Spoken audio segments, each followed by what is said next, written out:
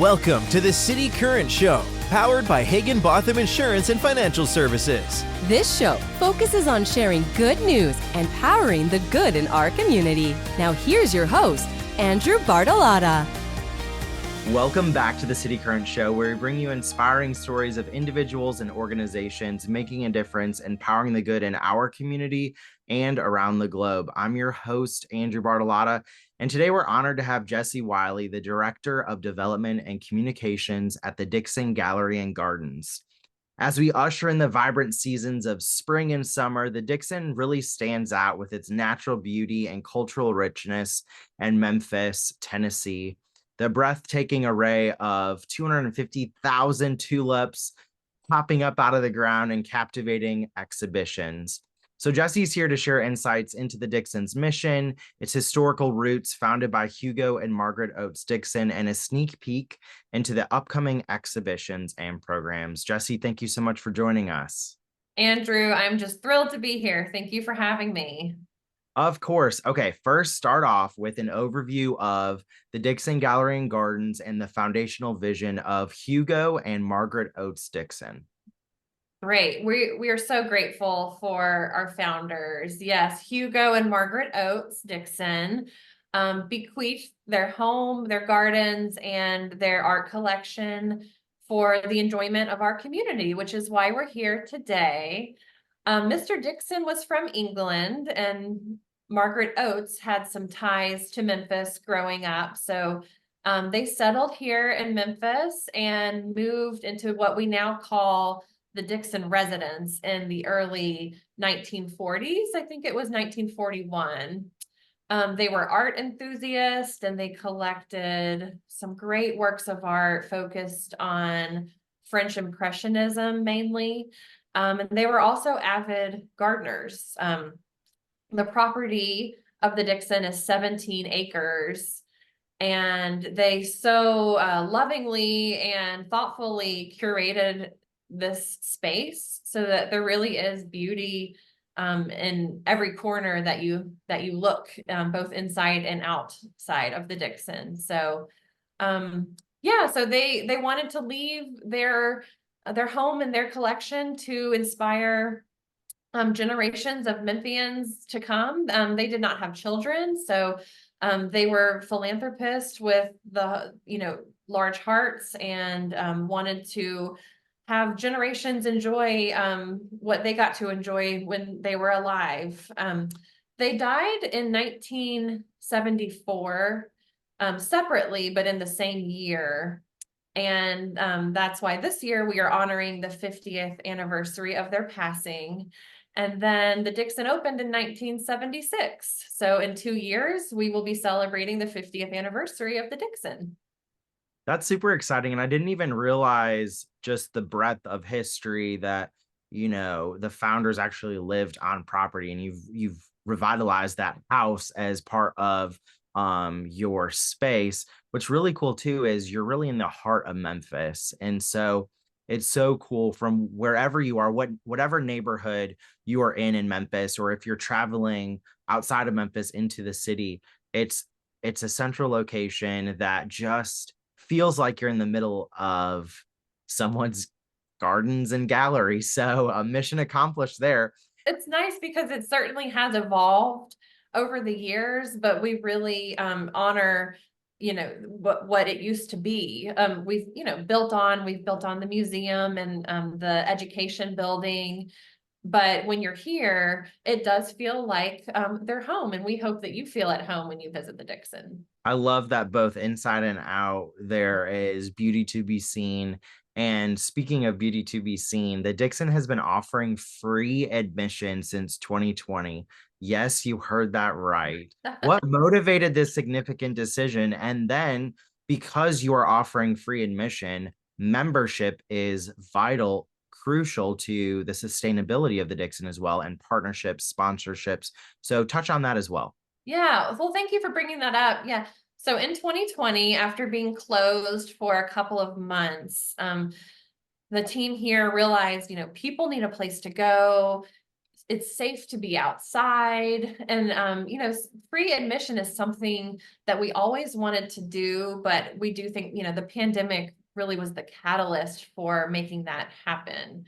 In some ways we wanted to eliminate just the physical transactions of exchanging money or showing your membership card. So we said, free admission makes sense now.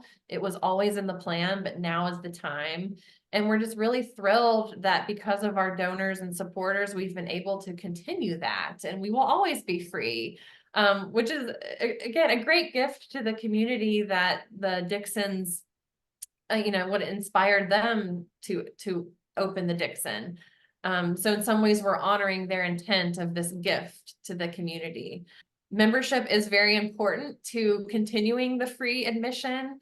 We have lots of different membership levels and different levels of engagement that will suit your family or suit your interests. And the membership is such a vital part of, our sustainability for this beautiful cultural space that we are in. So we encourage membership any chance we can. Talk about the education outreach initiatives and their impact on the community. I was invited, thankfully, to attend a tour recently with y'all and was blown away just by the number of students that come through the Dixon and how important that is to expose them to the beauty of art and even gardens that some in our area have not been able to come and see for themselves. So talk about just like the educational outreach that comes with the Dixon and the wonderful work that your team is doing. You're not the only one who was impressed. When I started here and I'm reading through our newsletter,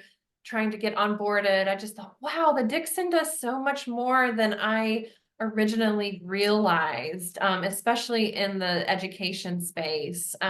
So yes, we have an education building, the Liz and Tommy Farnsworth Education Building, which opened in 2019. It was much needed space to host classes and workshops and camps and hobby kickstarts and all of that, as well as our interactive gallery.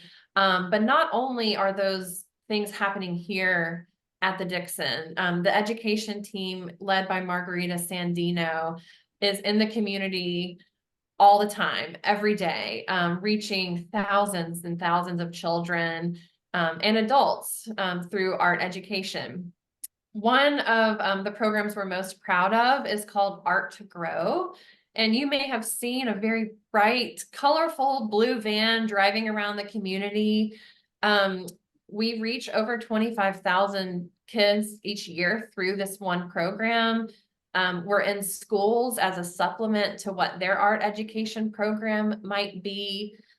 We visit public schools, private schools, libraries, community centers with art teachers who are very hands-on, interactive, and also collaborate with the teachers of the school. So very mindful and thought out practices that the kids get to explore. This helps with things like their critical thinking, their decision making. When you're doing an art project and you have to, decide what color you're going to use or what instrument you're going to use, that's helping you grow and evolve into, the person you're going to be. So art education is very important, and we're very proud of the Dixon team that gets to facilitate those things. And I will say too, we have programs really from young children, new babies throughout the lifespan, all the way to, seniors who have Alzheimer's or dementia or Parkinson's disease. So we adapt to the needs of our community. We fulfill all the needs that we can, and we're a very busy, productive team. You are very busy, very productive, and very innovative when it comes to the types of programming and exhibitions that you bring in. You are also celebrating local artists as well. So you have this Memphis 2024 exhibition set to celebrate local artistic talent. Can you highlight what makes this exhibition unique and why it's a must-see? Yes. Oh gosh, we're thrilled. So Memphis 2024 is a continuation of, actually it was Memphis 2021, was supposed to be in Memphis 2020 and it got postponed. So this will really highlight local regional artists who have made Memphis their homes. We're thrilled to give them the stage and the avenue to share their great work. The works will be very colorful, large scale. It will be the next show on display here, kind of late spring through the early summer. Very cool. I cannot wait to see that firsthand and bring my children to that. Please do. I will. I cannot wait. For someone visiting the Dixon for the first time, what would be your top recommendation for them to experience or see? Oh, I love this question because there's no right answer. There's so much to see. And the great thing about the free admission is that if you're coming for the first time, there's no pressure to see it all in the first, visit that you have here at the Dixon. But just know that we welcome you. Our staff is very friendly. We're not a stuffy museum, sometimes it can be intimidating to enter into a new space, and we are just thrilled when visitors come from all over the country, all over the world. If you have any questions, we're here to help answer those. And again, there's beauty in every corner, so you can spend your entire visit, wandering through the woodland gardens. Somebody I was talking to recently just claimed that, and I believe it as well, that the Dixon is an oasis. It's an oasis of peace. So sometimes, what you need is a walk through the woodland gardens. Sometimes what you need is a really good lunch in the cafe and, a stroll through the exhibitions. And we're just here to kind of honor what you're looking for and help you find how you'd like your experience to take shape. The Dixon really is an oasis, and I love that you are not a stuffy institution. You can come in and as you are, and feel at home, which really continues the legacy of the Dixon family and the tremendous work that you all are doing. You did mention the cafe as well, Park and Cherry. Talk about this amazing cafe and chef Philip Dwayne as well, offering these seasonal dishes. I firsthand had the opportunity to enjoy some a little while ago with you and several others, and the culinary arts there are just all on display. So amazing. Talk about this added addition to the Dixon and what people can enjoy there. Yes, Chef Philip has been part of our Dixon family for a couple of years now. How lucky am I to work in a place I can, just stroll downstairs and get a delicious lunch or a coffee as needed. I have a few favorites on the menu, but he keeps things seasonal and fresh, and he's just very creative. All of the events that happen here at the Dixon are catered by him and his team. And we're just thrilled to work with him. He's giving a lot back to the community as well, and he has a big heart, so he fits right in with our Dixon family. In your role as Director of Development and Communications, what has been the most rewarding aspect of promoting and sustaining the Dixon's mission? What puts a smile on your face? Oh gosh, what a great question. I mean, I feel so honored. I think, I told you earlier, I don't have an art background. I can't claim to be the best gardener. Not even close, but just being in this space is such a rewarding experience. It's just a true honor to be able to connect our community and the people who want to support arts and horticulture and culture in our city to the Dixon. I feel like my life has been enriched in really meaningful and powerful ways since I had started here at the Dixon, and I've learned so much.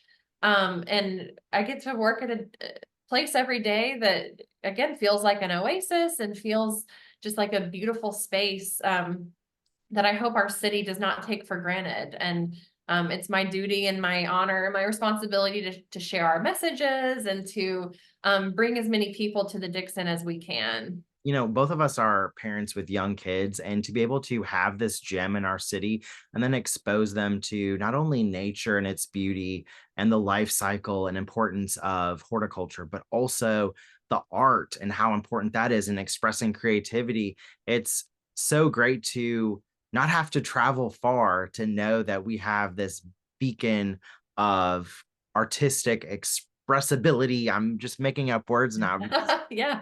And right here in our backyard. So to be able to have that is such a gem. And you and your team are Mhm. doing a tremendous job in cultivating opportunities Thank for. you. Yes, my kids love the Dixon. My daughter Jane was just here yesterday looking at some of the early bulbs and blooms. Um, we have a cat here that she loves to find, Oliver. He lives here, and every time she's here, she's like, "Where's the cat?" So there's things for children. Actually, in just a week, she'll be joining the spring break camp here, and it's really again, it's just an honor to have my family involved here at the Dixon, and I hope that everybody that comes feels just as welcome to bring, their family here and get involved in all the things we have going on. Definitely. Well, I encourage everyone to not only first come because free admission, no excuses there. Free admission, come and see it firsthand for yourself, but then invest in the Dixon uh, because you are stewarding the most important part of our city and creating spaces for people to express their creativity, learn more about it, and then also be surrounded by nature. So, where can people go to learn more about the art, nature, community engagement across Dixon Gallery and Gardens? Yes, our website has a wealth of information, Dixon.org. And I would pay special attention to our events calendar. There is just always something going on, just tours and events and classes and workshops. So Dixon.org has all of that information. If you just want to feel inspired with some pretty photos, our Instagram is the place to go. We show constantly kind of the blooms that are coming up and the beautiful work inside the galleries. So if you're scrolling throughout the day and need a burst of beauty in your feed, please follow us on Instagram, Facebook as well. One of my all-time favorite events, we'll have you come on later in the summer, that I love to enjoy on the Dixon grounds, is Art on Fire, which helps support your efforts as well. And so the Dixon is just doing tremendous work. Thank you for really coming on the show, talking about the vibrant blend of art, nature, and community spirit here at the Dixon. And thank you for powering the good in our community and around the globe.